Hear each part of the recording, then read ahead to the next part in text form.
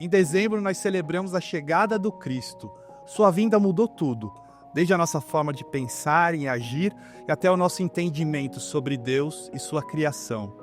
Os ensinamentos do Mestre continuam reverberando em nós num constante chamado para que a gente possa praticar o seu programa de transformação íntima rumo à paz, à harmonia e à felicidade real. Nesse episódio do Pode Ser Espírita, nós vamos falar sobre alguns aspectos da encarnação de Jesus no planeta e sobre como os seus ensinamentos deram a base para o surgimento do Espiritismo alguns séculos depois. Para isso, o nosso convidado de hoje é um estudioso da doutrina espírita, do Evangelho, do Antigo Testamento, fala com fluência o hebraico, entre outras línguas, é conhecedor das leis e costumes judaicos. Como expositor internacional, busca conciliar os conhecimentos dos textos bíblicos com a sabedoria do povo judeu e o Evangelho de Jesus, sempre à luz da doutrina espírita. Ele é médium, facilitador na série De Moisés a Kardec, não viu ainda? Procura no YouTube, Moisés a Kardec. Fundador e coordenador de diversos grupos de estudos espíritas em São Paulo e na Bahia, onde ele morava, e fundador do grupo Espírita Cisco de Luz, na cidade de São Paulo. Álvaro Mordecai, é um prazer receber você no Pode Ser Espírita. Muito obrigado por ter aceitado o nosso convite. Ô, Léo, nós nos sentimos honrados, nos sentimos felizes por poder ter essa participação, esse momento especial. Falar de Jesus marca o nosso espírito, emociona os nossos corações e nos inspira a prosseguir na tentativa dos bons acertos da vida. É isso aí, excelente, feliz de ter você aqui, Álvaro. Vamos começar entendendo quem é Jesus para o Espiritismo, Álvaro. Essa sua questão é muito importante e ela é muito importante na minha vida. Na sua vida? Eu sou judeu, então naturalmente eu não era cristão. Você veio de uma família judaica? Exatamente. Naturalmente eu não tinha um contato com o cristianismo, o contato que eu tive foi muito pequeno. Pela cultura, né, que está sempre presente, enfim, mas não era... Fazia parte do seu... Não, sem sombra de dúvidas, não. E durante essa caminhada, onde sou um médium natural, como diz Allan Kardec, desde a minha infância, em contato com os espíritos, sempre muito afim da religiosidade como um todo, tive algum pequeno contato com amigos na escola, com o cristianismo, mas eu fui ortodoxo, eu fui muito religioso dentro do judaísmo, e isso me afastou completamente do entendimento de Jesus. Quando eu conheço o espiritismo, a filosofia... Quantos anos você tinha nesse momento? 25. Desculpa te interromper. Não. Você disse que é um médium natural, desde muito cedo. Como que era viver essa mediunidade no âmbito do judaísmo? Fiquei muito curioso sobre isso. É interessante, porque eu interagia muito com a minha mãe, principalmente sobre as minhas visões. Sobre o que acontecia com você. Sobre o que me era representado pelos espíritos. E eu sempre falava, mãe, tem um senhor aqui, tem uma senhora. E algumas vezes ela conhecia o senhor, a senhora que haviam desencarnado. Quando você descrevia como era? Outras vezes ela via pela minha feição que eu estava bastante assustado. E o que a minha mãe sempre me ensinou foi naquele momento, recorrer à oração e à prece. Nossa, que legal. E dentro dessa história toda, a partir do momento que eu tenho que me render ao espiritismo... Com 20 e poucos anos. Que eu tenho que falar, não, eu preciso entender o que está se passando na minha vida. Porque era muito intenso. Se tornou muito intenso. Efeitos físicos ao meu redor, espíritos em todos os locais, eu não sabia... Intenso mesmo. Intenso. Eu não sabia muitas vezes diferenciar se era um encarnado, se era um desencarnado. Quando eu estava com a minha mãe ou com alguém mais próximo, eu olhava e eles já sabiam que eu queria saber. Entendi. O que estava acontecendo. Entendi. E eu entendi, você estava encarnado, você não estava, pela resposta desses mais próximos. Que interessante, cara. Dentro vamos assim dizer, da sociedade comum, sim, isso me levou a alguns conflitos, claro, naturalmente.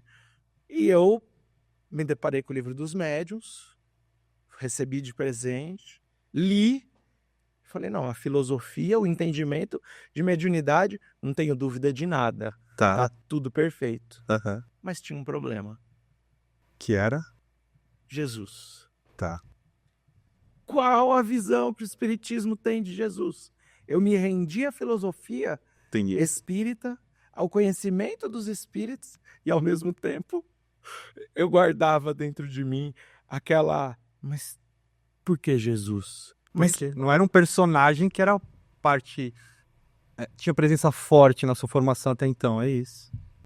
E a forma da qual Jesus foi projetado dentro de muitos matizes da religiosidade cristã, coloca algumas vezes Jesus como Deus, e para um judeu o monoteísmo está acima de todas as coisas. Excelente. Então, excelente. eu comecei a estudar, fui muito orientado através de um amigo, que tem um grande amigo, que está na série de Moisés a Kardec, que é o Jorge Elahá, e ele conduzia as pessoas ao meu entorno para não falarem ainda sobre Jesus. Falava, o Álvaro Já não no vai contexto entender. espírita, mas evita falar de Jesus com ele, é isso? Entendi. Ele falava assim para alguns Entendi, amigos. entendi. Falava, você vai estudar, vai fazer o evangelho no lar com ele? Aham. Começaram a me auxiliar, introduzir o evangelho no lar. Faz o livro dos espíritos. Excelente. E dessa forma eu fui me deparando. Tem um Como momento... que foi? Isso que eu queria saber. Como é que foi a hora que Caiu a ficha. que Jesus fez sentido pra você? Foi em uma palestra de um amigo querido também, o Haroldo Dutra Dias. Você estava há quanto tempo no espiritismo, assim, ligado ao espiritismo? Eu já estava uns 2 anos. Que interessante. Uns 2 anos. Interessante demais. E eu, quando ouvia falar de Jesus, eu me calava assim. Sim. Falava, não, deixa eu falar. Eu pensava, eles ainda não entenderam. Nosso orgulho, né?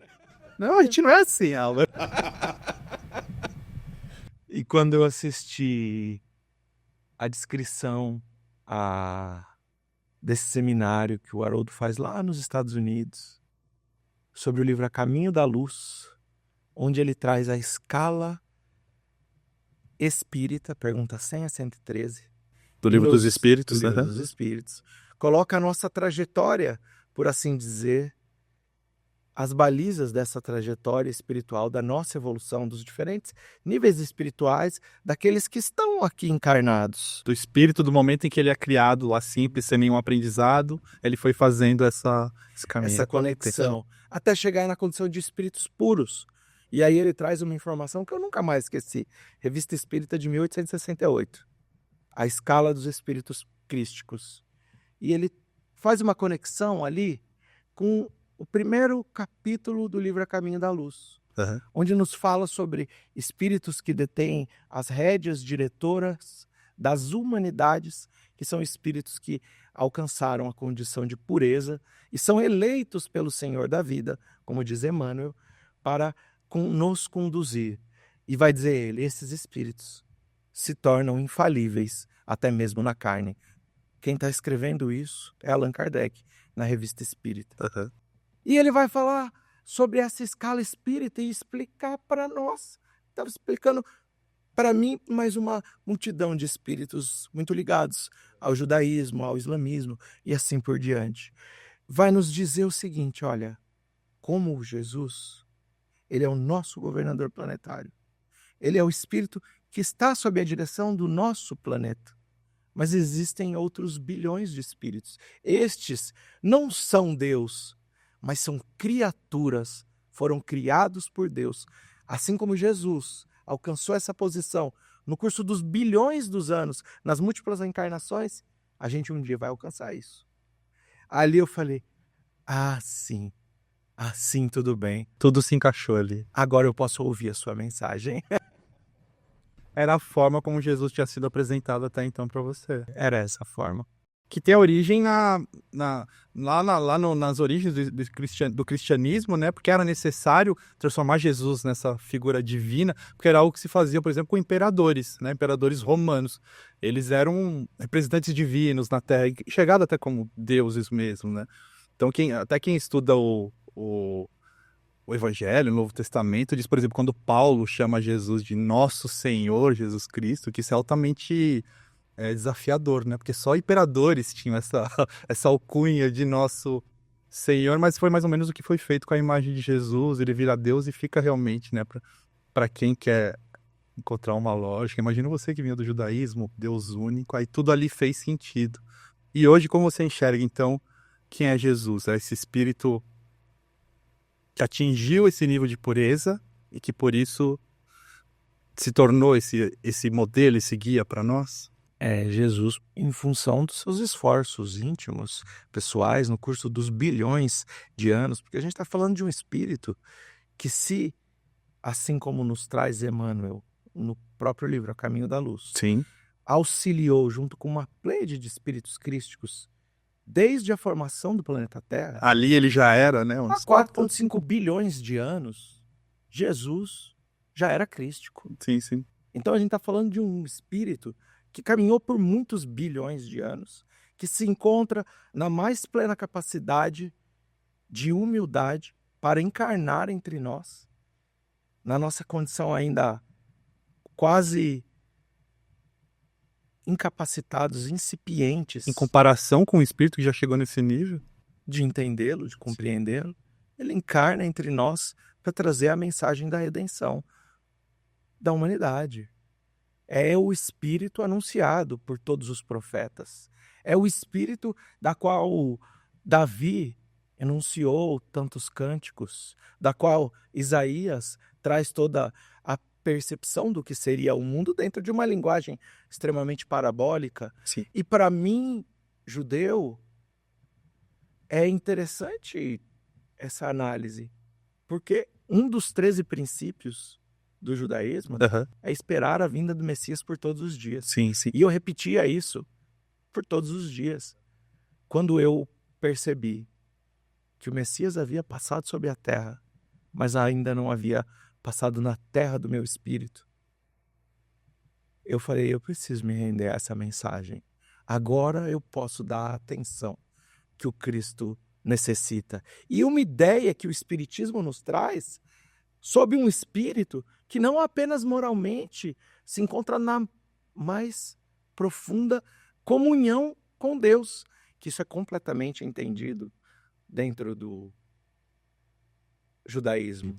Quando ele diz eu e o Pai somos um. Entendi. Não é no intento de se dizer Deus, mas é no intento de se dizer eu capto o fluido de pensamento divino e ajo segundo a sua vontade com plena naturalidade, ao ponto de que vocês, quando me olham, me confundem com o próprio Criador. Isso me faz lembrar Santo Agostinho na beira da praia, tentando compreender o dogma da Santíssima Trindade, e ali ele vê uma criança cavando um buraco na areia da praia e colocando a água. E conta, segundo as suas próprias palavras, Santo Agostinho, o Espírito Santo, segundo a linguagem bíblica, a linguagem do catolicismo, se revela a ele e diz, olha, você querer colocar Deus dentro da Santíssima Trindade é como essa criança tentar colocar o mar dentro de um buraco. Excelente. E acho que uma das coisas mais belas, né, desse entendimento de quem é Jesus, na visão espírita, é de que em nada diminui o valor dele, muito pelo contrário. Isso. Porque a gente entende que os convites que ele nos faz, ele faz com conhecimento de causa. Né? Porque se ele um dia foi um espírito que precisou evoluir, trabalhar pelo seu progresso, ele sabe o que a gente sente, né? No nosso caminho aqui de espíritos ainda tão vacilantes. Então, quando a gente ouve os convites que ele faz até mais sentido, né? A gente saber, é um espírito que um dia teve na minha posição. Faz sentido isso ou não? Faz todo sentido. E faz-nos compreender a sua infinita bondade. Sim. Espelhando a bondade ainda mais infinita do próprio Criador. Eu estou colocando 2 infinitos diferentes, porque entre 1 e 2 são quantos números? Infinitos. Exato. Sim. Entre 2 e 3, mais infinito. Então, 1 e 3, filosoficamente, você tem um infinito maior, um infinito menor. Dentro do Livro dos Espíritos, é questionado sobre o infinito. Lá no Allan início, Kardec exato. questiona Ele fala, olha, é uma forma de concepção humana. Então, eu quero dizer, Deus traz a infinitude da bondade do Criador no seu exemplo. Porém, Deus é bondade suprema.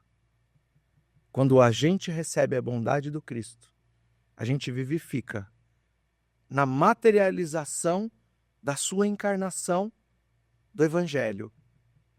Todo o amor divino materializado para nós, que ainda precisamos ver para crer. Alguns de nós Exato. tocar as chagas do Cristo. Exato. Tomé não está falando Exato. sobre ele. Tomé já se encontra em altas esferas. Ele está falando sobre a nossa pequenez. Sim. Ainda do tocar, do sentir. E mais do que tudo isso, o próprio exemplo nos arrastando os corações das raízes do egoísmo, do materialismo ainda vivente, das paixões que nos dominaram. Privilégio, Álvaro, te ter aqui hoje. Jesus disse que não veio destruir a lei quando esteve entre nós, mas ele propõe toda uma nova forma de enxergar essas leis divinas, enxergar Deus. Que sentido ele está dizendo para a gente que não veio destruir a lei? Jesus, em momento algum do Evangelho, deixa de trazer citações aos profetas, à Torá, ao livro dos Salmos. E por que você acha que ele faz isso? Porque foi ele que inspirou os profetas. Pergunta 276 do livro Consolador. Emmanuel questionado. Ele fala, olha, apenas o Cristo poderia conhecer os corações rebeldes e poderiam inspirar com tanta precisão. E dentre todos os profetas, Isaías é o mais preciso na compreensão do Cristo. Todos com a sua parcela anímica, com a sua parcela pessoal do entendimento da mensagem mediúnica recebida, todos. E foi intervindo, né, de alguma forma com a parte humana ali. Mas Jesus, ele prepara desde Abraão, o primeiro dos hebreus, com o nascimento do monoteísmo, Isaac, Jacó, José e assim por diante. Depois todos os conseguintes profetas missionários. E ao lado desses, vale a pena dizer, Emmanuel vai nos dizer, não são apenas esses. Ele vai falar de Buda, Sakyamuni, Zoroastro. Ele vai colocar todos como profetas inspirados pelo Cristo. Então, Jesus vive a mais sincera fraternidade. Nós, às vezes, almejamos ser donos, obter propriedade sobre uma mensagem. Jesus apenas vive a mais pura fraternidade entre todos os colaboradores. Se um profeta é maior pela sua contribuição ou menor aos olhos do Cristo, são todos trabalhadores da mesma seara. Todos estão sob a condição de entregar suas migalhas de contribuição mediúnica, de contribuição do entendimento da lei. Ao fim, ou melhor, ao começo dessa história, com o nascimento do Cristo, ele fala, agora eu vou exemplificar, vivendo o que vocês nos trazem.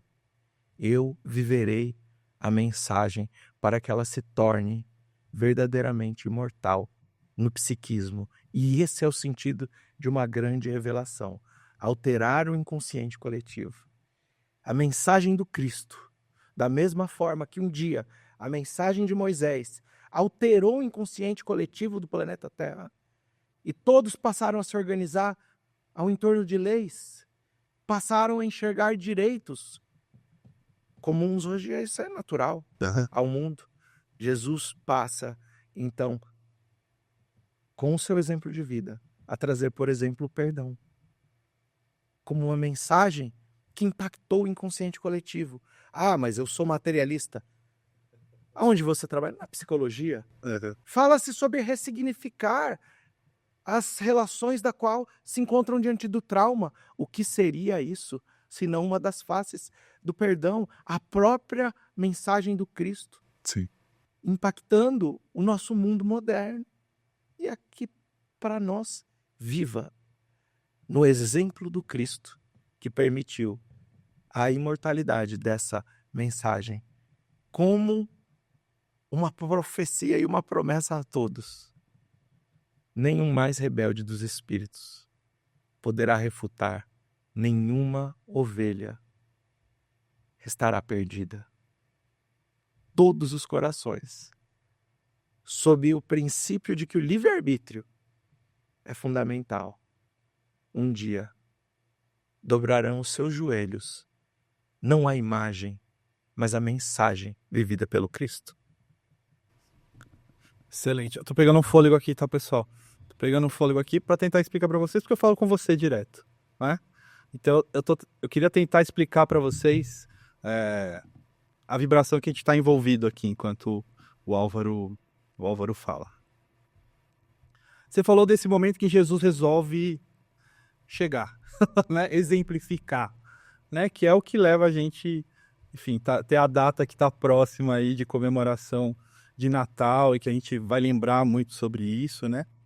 E eu queria falar um pouco sobre esse relato que está lá no Novo Testamento, no Evangelho, começando pela questão da estrela que guiou, né, os pastores, que guiavam as pessoas para o local de nascimento de Jesus. Como que a gente pode entender esses relatos que estão ali? Vamos ter que falar um pouquinho de física. Vamos lá. Não que eu seja um especialista no assunto, mas a gente vai arranhar. Eu sou de humanas, mas eu vou te acompanhando. Vamos lá. Isso está lá no livro Evolução em Dois Mundos. André Luiz vai explicar para nós que os espíritos crísticos possuem uma força tão grande no pensamento que eles se reúnem para que a conjunção dos pensamentos possam, de todo o fluido universal, fazer uma conjunção desses pensamentos na criação de planetas, de galáxias, de estrelas. O que faz, então, uma estrela ser criada, uma força? André Luiz está explicando. É a força do pensamento dos espíritos crísticos. Emmanuel, lá no livro A Caminho da Luz, quando fala da formação da Terra, conta que esses espíritos, uma pleide de espíritos desses, junto com Cristo, se reúnem no Sol, para que o nosso planeta pudesse ser formado. Eu costumo dizer, Einstein, com uma fórmula E igual a mc ao quadrado, adentrou ao pensamento dos espíritos crísticos. Porque ele está dizendo, energia é igual massa vezes a velocidade da luz ao quadrado. Para a Terra se soltar do Sol e parar uma distância perfeita, com a massa exata necessária, houveram cálculos matemáticos que são naturais para espíritos dessa grandiosidade. Tem até uma fase de Einstein, você pode me corrigir, de que a matemática é a linguagem de Deus falando pra gente, ó, eu existo, eu estou aqui, porque tudo tem uma lógica matemática muito clara, que não tem como atribuir ao acaso isso. Né? Não tem como atribuir ao acaso. E André Luiz está dizendo para nós, ó, são espíritos crísticos que fazem isso, em comunhão com o pensamento de Deus. Então, peraí, um espírito crístico reunido com outros pode formar um planeta, uma galáxia, uma nebulosa, uma estrela? Então, o pensamento dos espíritos crísticos plasmam diretamente no fluido de pensamento divino, no fluido cósmico universal? É isso. Então, os espíritos crísticos, está lá na Gênese de Kardec isso, eles adentram a condição de que o pensamento pode materializar o que quer que seja. É assim que se dão as curas do Cristo. E diferente dos médiuns, que são processos completamente diferentes. Allan Kardec até nos escreve que Jesus não pode ser considerado um médium, porque a força do seu pensamento age diretamente na produção de matéria. Eu estava em uma reunião mediúnica, onde houveram materializações, e em uma das materializações luminosas, uma luz em plena escuridão faz exatamente o movimento realizado por quem sabe essa estrela. E Allan Kardec na Gênese vai dizer a mesma coisa. Vai falar, olha, não necessariamente era uma estrela, mas pode ser uma luz performada pela capacidade de materialização luminosa de um espírito crístico.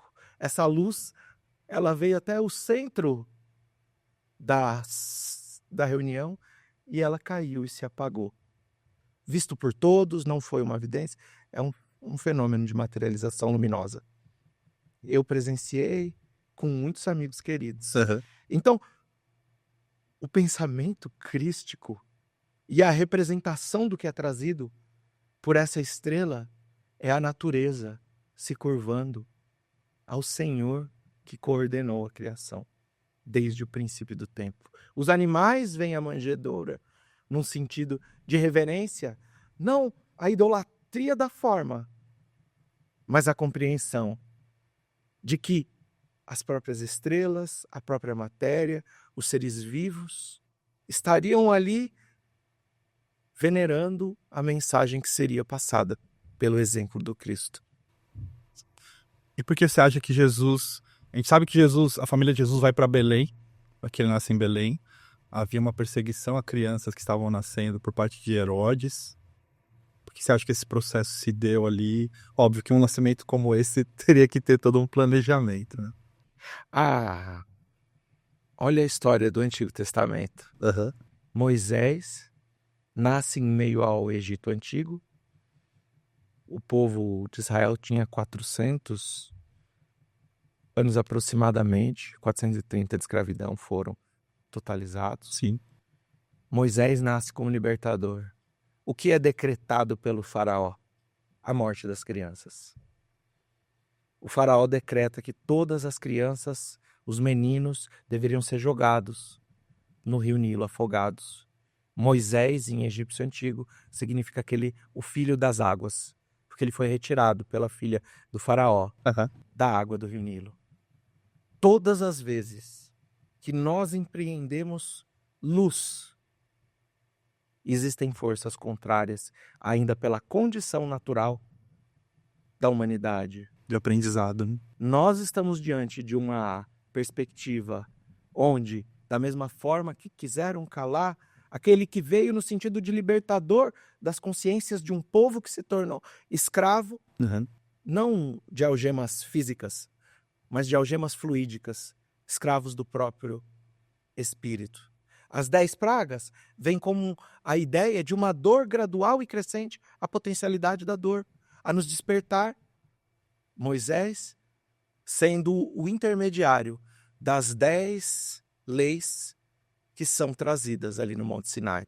Jesus materializaria e materializou todas as leis divinas condensadas em ações, em fatos do dia a dia, corriqueiros, onde a grande proposta é: vós sois deuses e podeis fazer aquilo que faço e muito mais. A jornada de Jesus é uma jornada de iluminação aos homens, e as forças que assim atentam contra a possibilidade e a vontade de que haja apenas luz, elas empreendem através de Herodes. Sabe o que é interessante? Só como curiosidade. Sim, adoro. Tem um conto de Humberto de Campos que ele nos conta, está no Estante da Vida, no livro Estante da Vida, ele nos conta um pouco da pela mediunidade do Chico Xavier, Humberto de Campos, o espírito, o autor espiritual. Isso.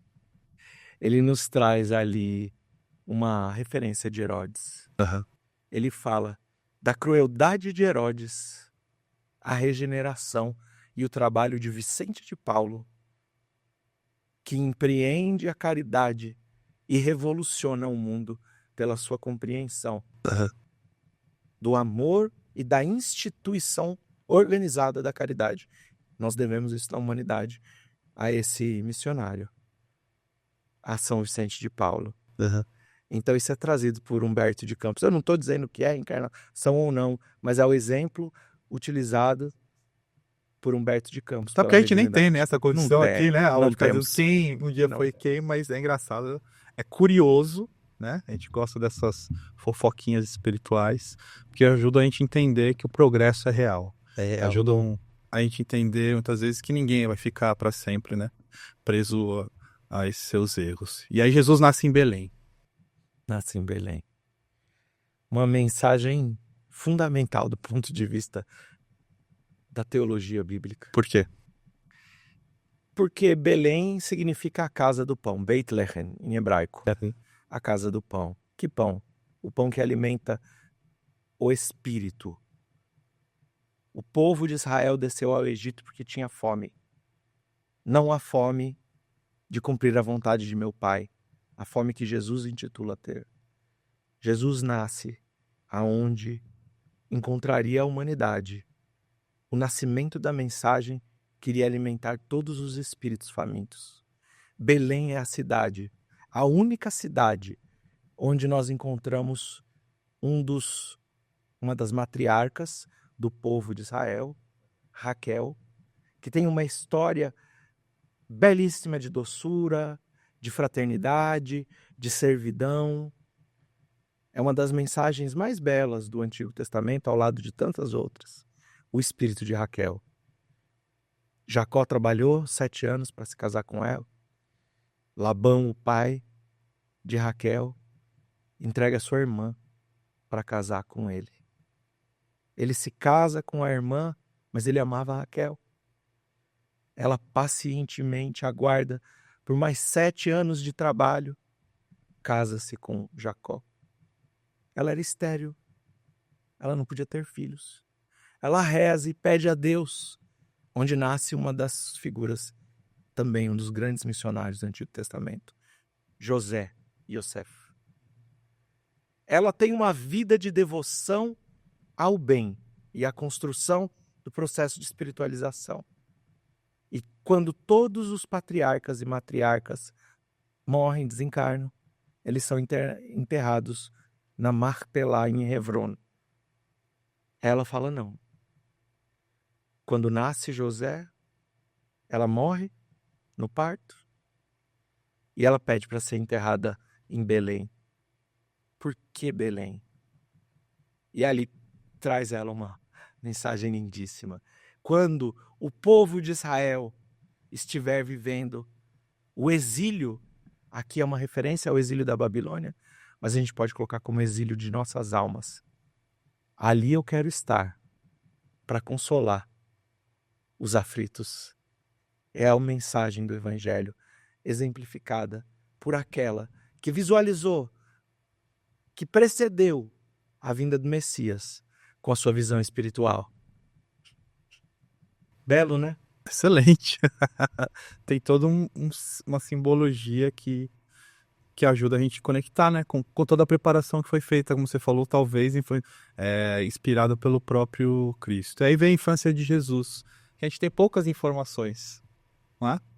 Mas a gente sabe que tem ali talvez um fato narrado, quando ele tem em torno de 12 anos, né? Que José pega ele conversando com os doutores do templo, etc. Existe alguma tradição sobre a infância de Jesus que você tem estudado, posso trazer para nós? Para algumas perguntas, o silêncio é a melhor resposta.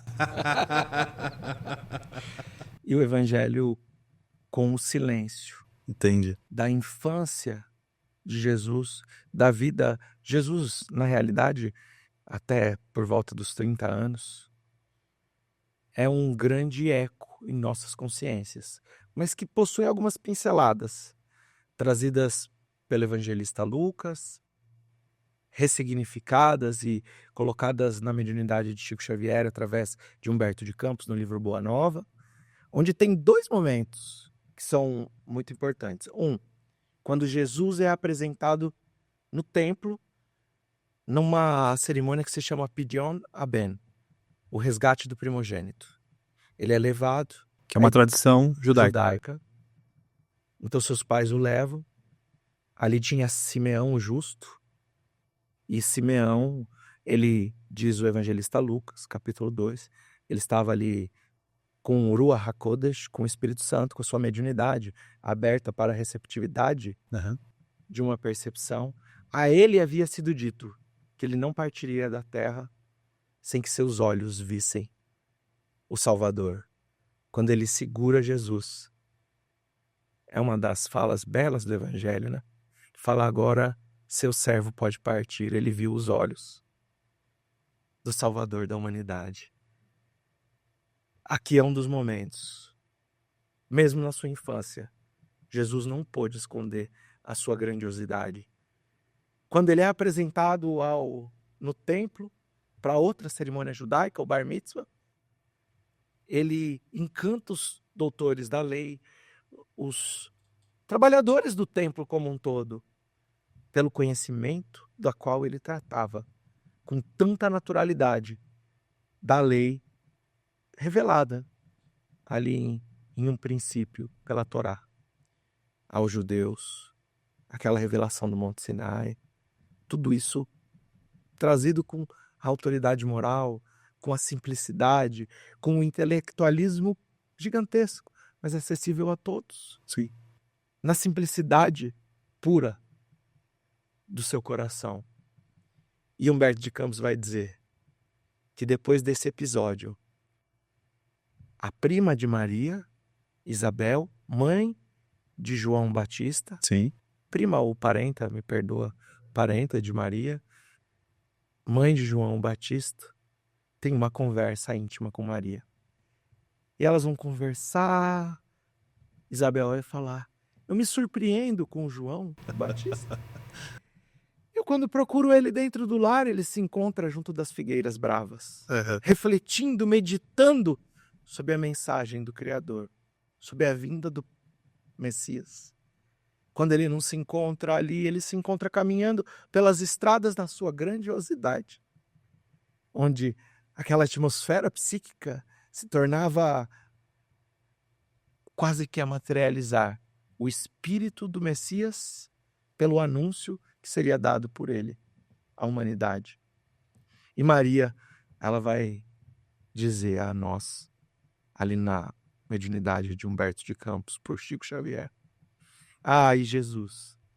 Jesus, por todas as vezes que eu procuro na minha casa, ele se encontra próximo ao lago, conversando com os viajores da Samaria, conversando com os criminosos, com os aflitos, com os mais simples, com as lavadeiras, com os mais simples. Ele fala da sua comunhão com o Pai Celestial.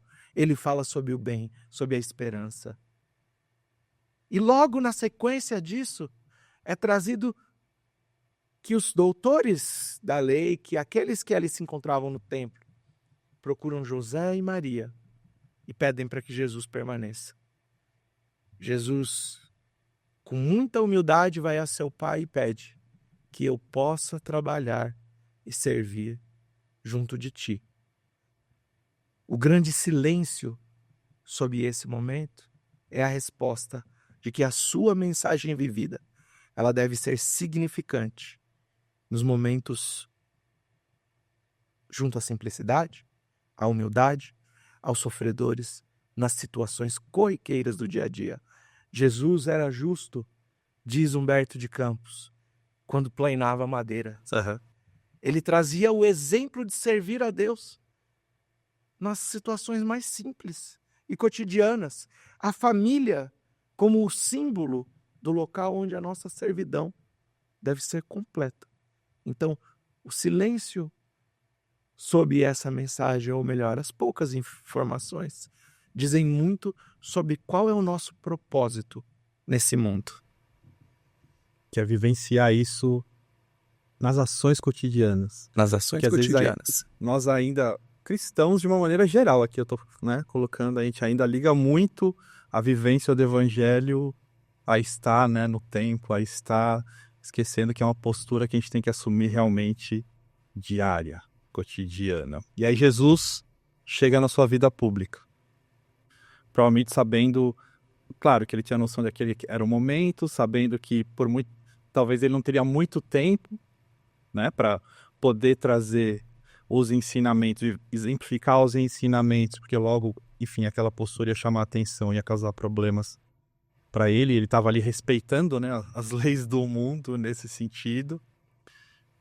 E qual que é a mensagem que você enxerga dessa vida pública de Jesus, nessa escolha que ele faz de estar com os necessitados, com os que eram mal vistos pela sociedade, com os que eram execrados pela sociedade. Faz até a gente pensar, né, que se Jesus estivesse entre nós hoje, ele não estaria nas igrejas, não estaria no centro espírita, não estaria ao lado dos sofredores.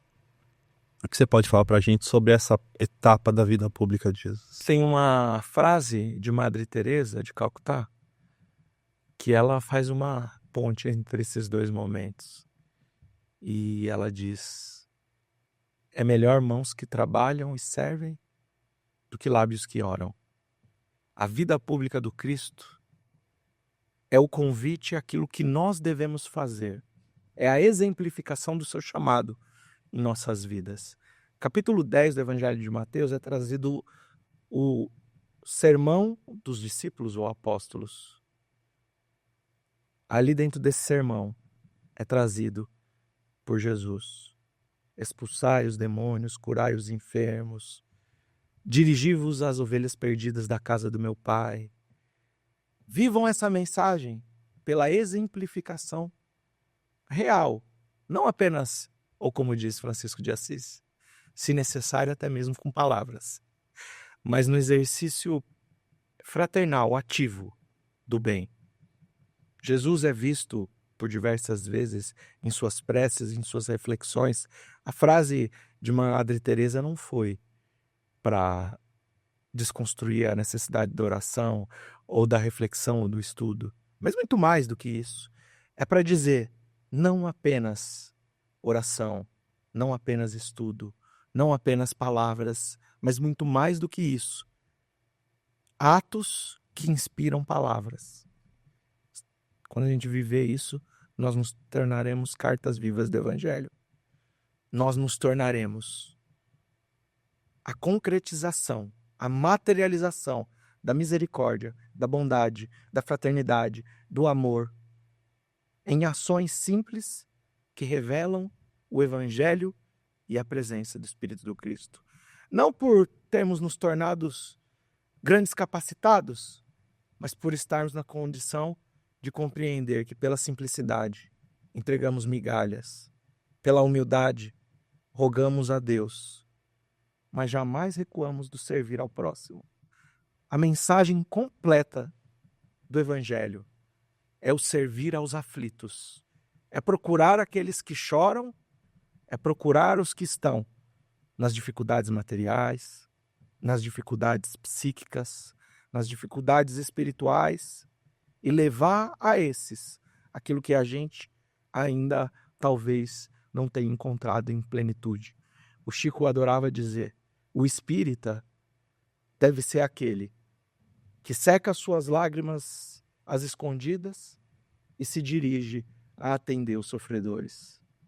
O exemplo do Cristo é um exemplo de quem compreende todas as dores do mundo e, ao mesmo tempo, com toda a misericórdia, com toda a piedade, pelo nosso sofrimento, pela nossa rebeldia, ele se põe a enxugar lágrimas de homens isolados, aqueles que são descritos na sua individualidade procurando o Cristo, ou para as multidões, mas nunca escolhendo entre um e outro, sempre levando à frente misericórdia, piedade, socorro através do amor.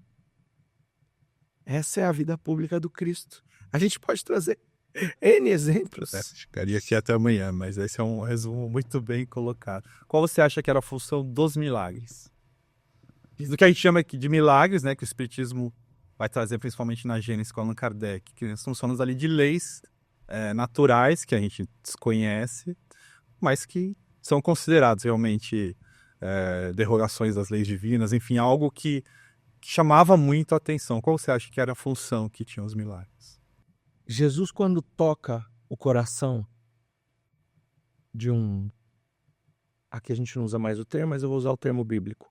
De um leproso, de um cego de nascença, do servo de um centurião, daqueles que foram curados da outra margem, ou seja, fora da terra de Israel. Aqui eu estou falando do endemoniado gadareno. Jesus está dizendo: Não importa qual é a sua forma de dor. Não importa qual é a sua forma de dor. Quando você dá um passo em direção ao Cristo, o Cristo realiza aquilo que os olhos dos homens talvez não estivessem prontos para compreender. Para que houvesse uma simples derrogação das leis humanas? Não. Para que fossem vividas as leis humanas, mas a concatenação de todos esses elementos na vida, despertando um novo horizonte para os que enxergavam o socorro ao enfermo e para aquele que recebe a misericórdia de Deus em sua vida. O que eu estou querendo dizer é: o cego de nascença, o paralítico do tanque de Betsaida, eles chegaram ao extremo de suas dores. As dificuldades onde não mais eles seriam paralíticos da alma, cegos do espírito, mas eles estariam prontos a encontrar uma nova solução. Qual? O Evangelho revelado por Jesus. A regeneração desses espíritos é um mundo, um horizonte que se abre. Imagina se nós pudéssemos conviver com um desses espíritos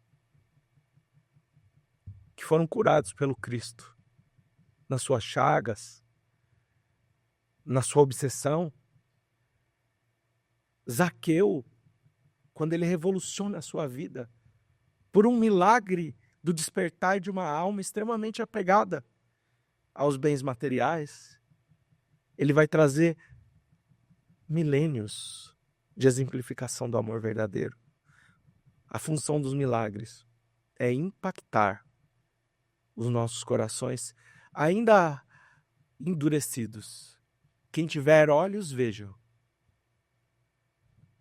O senador Publio Lentulus, livro lá 2000 anos, teve a sua filha curada pelo Cristo e não teve olhos de ver. Até o fim da sua encarnação. Os milagres não são os feitos à luz da doutrina espírita sob as leis naturais que se concatenaram, mas são a proposta de um despertar, de uma renovação. Como eu disse, nós tivemos algumas possibilidades de reuniões onde ocorreram efeitos físicos, muitas, conversando com o nosso querido amigo professor Severino Celestino, onde se materializou uma luz e ela corria por toda a sala. E nós, até hoje, nos perguntamos: que luz maravilhosa foi aquela?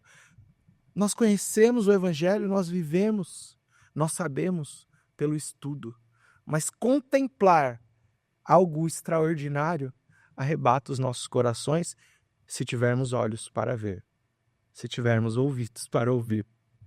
Que muitos estiveram presentes e não foram tocados nesse nível.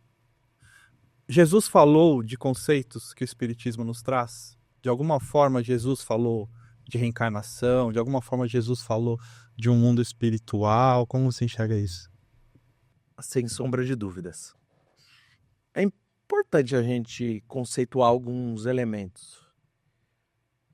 O judaísmo é reencarnacionista.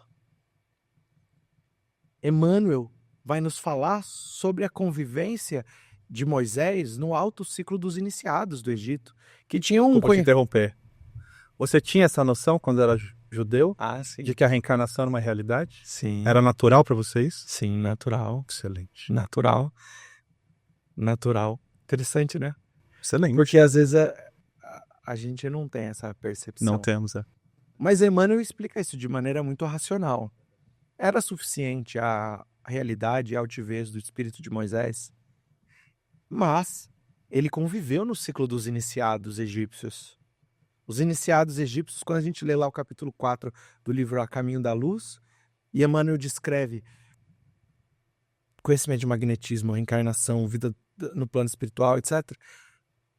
A gente fica falando, meu Deus, espera aí. Emmanuel está falando que o conhecimento de magnetismo a gente ainda não tem. O que eles sabiam? Moisés foi criado ali.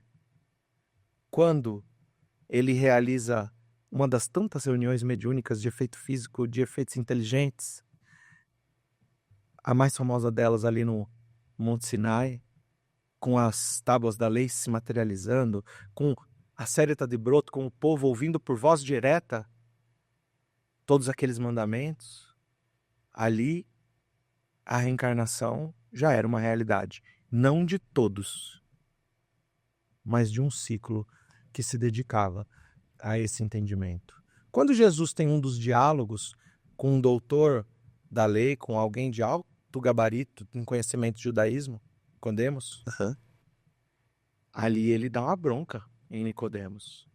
Porque ele fala assim, mas tu és mestre em Israel, não sabe dessas coisas?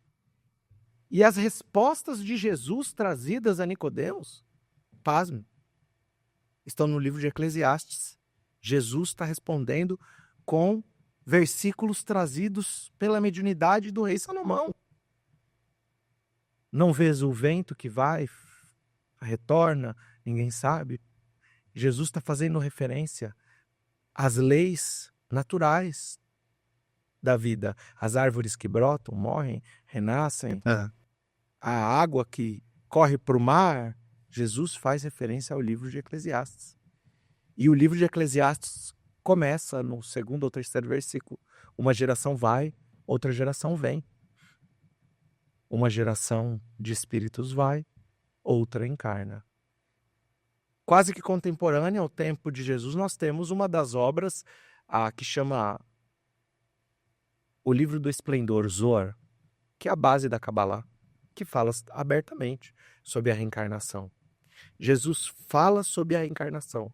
E quando conversa através de parábola com Nicodemos, porque a linguagem primária do povo de Israel ao tempo de Jesus é a parábola.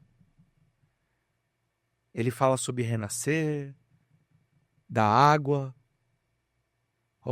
sobre renascer do espírito. Está tudo intrinsecamente conectado. Vamos lá. Vamos lá. Renascer da água, pela teologia cristã, talvez protestante e católica, e renascer em espírito, nós entendemos como batismo. Na teologia protestante e católica, o batismo, você mergulha na água e renasce um novo espírito. E no judaísmo, o batismo era feito não sob esse nome, mas como um banho ritual de purificação. Eu fiz diversas vezes. Toda manhã eu ia às 5 horas da manhã, quando eu vivia em Israel, fazer o... Você já morou em Israel? Morei 3 anos em Israel. Fazer essa espécie de batismo, que não é batismo, é só um banho de purificação, um banho ritual, que os achados arqueológicos encontram essas mikvot em hebraico, ou esses locais de banho de imersão. Para quê? Você mergulha na água, renasce puro. Ok, e no judaísmo? De onde saiu isso? Essa ideia? Livro de Gênesis. Grande dilúvio de Noé. A humanidade estava repleta de impureza, de maldade. Vem uma chuva simbólica de 40 dias, 40 noites, um dilúvio, para purificar o mundo. E para nós espíritos, a mesma coisa, a reencarnação não é nada mais do que isso. Você fica até 40 semanas, 40 dias de chuva, dias e noites, até 40 semanas dentro do líquido amniótico, mergulhado em água, em carne, em corpo. Uma gestação humana. Uma gestação humana. 40 semanas, no máximo. Até, né? Até. Depois disso, você encarna, nasce um corpo que tem 70%, 75% de água. Então, o nosso espírito se renova na água? De maneira simbólica, a gente pode afirmar com certeza que sim. E para isso é suficiente uma encarnação? Não. Olha os nossos esforços. Vejamos a frase de Paulo de Tarso. O bem que eu quero, eu não faço. O mal que eu não quero, eu insisto. Múltiplas reencarnações. Aprendizado ainda. E uma representatividade da bondade infinita de Deus, onde permite nenhuma ovelha permanecer perdida. Todos nós temos a infinitude do tempo para o despertar. De que forma você acha que o Espiritismo incorpora essa proposta renovadora do Cristo? De que forma, de que forma a boa nova que o Cristo traz pra gente, falando de Deus como Pai, de Deus misericordioso, da oportunidade de renovação, de nascer de novo, quando ele fala para Nicodemos, De que forma você acha que o Espiritismo apresenta essa proposta renovadora que começa a ficar mais explícita com o Cristo? O Consolador prometido, o próprio Messias em espírito, vivo, acessível, caminhando por entre os aflitos do mundo, a grande promessa dada pelo próprio Cristo. O Espiritismo, como dizia Chico Xavier, ou diz Chico Xavier, o Espiritismo é Jesus, mais uma vez, em meio ao povo. Uma proposta completamente democrática, que visa acessar as dores dos abastados, como Zaqueu, um homem rico, mas que caiu no sofrimento, nas aflições e queria renovação. O Espiritismo está para os ricos, da mesma forma que o Espiritismo está para os pobres. Acessível àqueles que não possuem absoluta nenhuma condição diante da proposta financeira, onde as suas dores são atrozes. O Espiritismo abre uma porta de esperança para que a gente possa obter a certeza de que toda dor é passageira, de que não há mal que dure para sempre, onde nós podemos ter a certeza que junto de cada um de nós existem espíritos de alta envergadura que se preocupam individualmente com o resgate de nossas almas,